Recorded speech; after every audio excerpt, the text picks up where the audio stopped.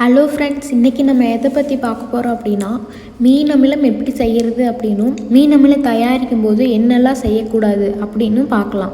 முதல்ல ஒரு சுத்தமான டப்பாவை எடுத்துகிட்டு மீன் வேஸ்ட் 5 கிலோ துண்டு துண்டாக பண்ணது எடுத்துகிட்டு அதே அளவு கரும்பு சக்கரை இல்லைன்னா கருப்பட்டி ரெண்டும் ஒரே அளவில் இருக்கிற மாதிரி ரெண்டையும் கலந்து பிளாஸ்டிக் டப்பாவில் போட்டு ஒரு 30லேருந்து 45 நாள் வரைக்கும் வைக்கணும்.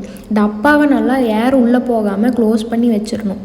இதை இன்னொரு மெத்தடில் கூட பண்ணலாம். நம்ம கரும்பு சக்கரை யூஸ் பண்ணுறதுக்கு பதிலாக 5 கிலோ மீன் வேஸ்ட்டும் சைனோபாக்டீரியா ஒரு 4 லிட்டர் ஊற்றிட்டு 1 கிலோ கரும்பு சக்கரை மட்டும் போட்டு கலக்கி வச்சிடலாம்.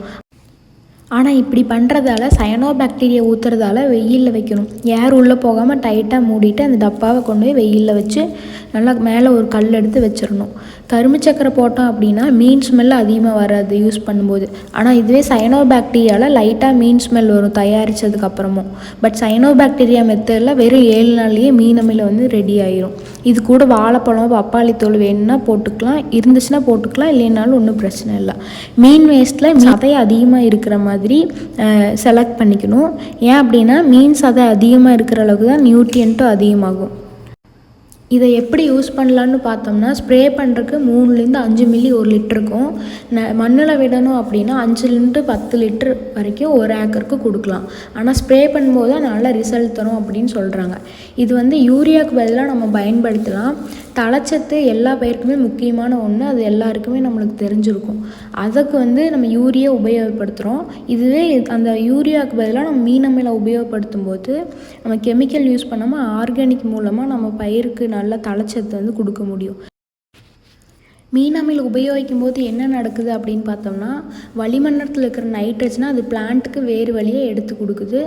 மற்ற நியூட்ரியன்ஸும் இது மூலயமா நம்மளுக்கு கிடைக்கிது. இதனால செலவும் நம்மளுக்கு கம்மியாகுது. மீன் அமிலத்தில் புழுவுறதுக்கு வாய்ப்பு இருக்குது. எப்போ அப்படின்னு பார்த்தோம்னா, நம்ம கடையில் இருந்து மீன் வேஸ்ட் வாங்கிட்டு வந்த உடனே தயாரிக்க ஆரம்பிச்சிடணும். அது நம்ம ரொம்ப நேரம் கழித்து தயாரிக்கும் போது மறுபடியும் ஒரு 2 மணி நேரம் கழித்து தயாரிக்க ஆரம்பிக்கும் போது தான் அதில் நம்ம கரும்பு சக்கரை எல்லாம் சேர்க்கறதுக்கு முன்னாடி மைக்ரோ ஆர்கானிசம் மல்டிப்ளை ஆகிறதுக்கு ஆரம்பிச்சிடும். அது கூட நம்ம கருப்பட்டி சேர்ந்து பயன்படுத்தும் போது அந்த புழுக்கள் வளர்கிறதுக்கு உண்டான சூழ்நிலை இருக்கிறதால அந்த புழுவும் சேர்ந்து வளர்க்க ஆரம்பிக்குது. அடுத்து ஒரு சுத்தமான டப்பா யூஸ் பண்ணாமல் இருந்தோம்னா, இல்லைன்னா ஏர் டைட்டாக மூடி வைக்காமல் இருக்கும்போது கொசுவெல்லாம் போய் உட்காந்துட்டு வர மாதிரி இருக்கும்போது புழுக்கள் வரக்க ஆரம்பிக்குது. இந்த மாதிரி ஒரு 2 ரீசன்ஸ்னால புழுக்கள் வரக்க ஆரம்பிக்குது. நம்ம முடிஞ்ச அளவு சுத்தமாக வச்சுருந்தோம் அப்படின்னா கண்டிப்பாக புழு வரக்கு வாய்ப்பு இருக்காது. அப்புறம் ஒரு சிலர் என்ன பண்ணுவாங்க அப்படின்னா, அடிக்கடி திறந்து குச்சியை வச்சு கலக்கி விட்டுட்டு இருப்பாங்க. ஆனால் இதுக்கு அப்படி பண்ண தேவையில்லை. நம்ம ஒரு டைம் போட்டு வச்சு ஏர் டைட்டாக பண்ணி மூடி வச்சிட்டோம் அப்படின்னா அதை நம்ம திறக்காமல் இருக்கிறதே நம்மளுக்கு நல்லது. ஏன்னா குச்சிகள் நம்ம கலக்கி எடுத்து திரும்பி அதே குச்சியை உள்ளே விடும்போது அது மூலியமாக கூட நம்மளுக்கு புழு வரக்கு வாய்ப்பு இருக்குது. அதனால நம்ம மேலே எடுத்து கல்லை வச்சுட்டு அதை நம்ம திறக்காமல் இருக்கிறதே நல்லது. இப்போ புழு நம்மளுக்கு உற்பத்தி ஆயிடுச்சு, இப்போ இதை நான் பயன்படுத்தக்கூடாதா அப்படின்னு சொல்லி கேட்டிங்கன்னா, புழு இருக்கிறதுனால நம்மளுக்கு எந்த விதமான பாதிப்பும் ஏற்படாது. மீன் அமிலத்தில் ரெடி ஆயிடுச்சு மீன் அமிலம் நம்மளுக்கு தயாராகிருச்சு அப்படின்னோம்னா அந்த புழுவை நம்ம தனியாக வடிகட்டிட்டு கூட அதை நம்ம எடுத்து பயன்படுத்தலாம். அதனால் எந்த விதமான பாதிப்பும் வராது.